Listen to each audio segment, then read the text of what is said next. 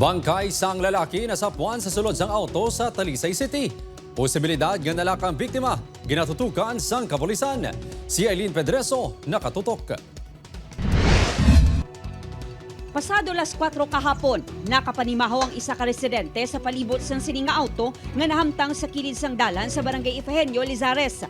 Nagduda ang residente nga may tawo sa sulod, rason nga nagtawag sila sang kapulisan.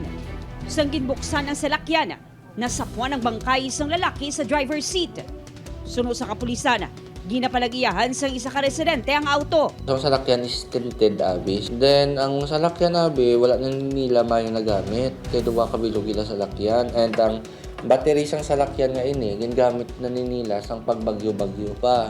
Ginahimo nilang source ang nila electricity. At first, hesitant siya magpalapit. Wala man kuno ideya ang tag-iya kung sinong posible nagsulod sa salakyan. Apang ginkumpirma sini sa kapulisan nga wala inisang lock. Bagod nagaagnas na ang bangkay, hindi na ini matumod. Posible sunod sa kapulisan nga gintuyos ng lalaki nga kuwao ng auto.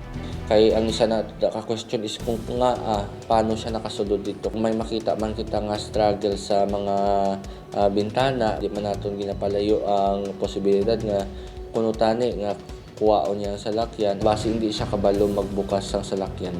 Wala pa sa nag-claim sang bangkay sang lalaki. Nagapangita pa ang kapulisan sang CCTV footage sa lugar. Upod kay Reynald Castillo, Eileen Pedreso, One Western Visayas.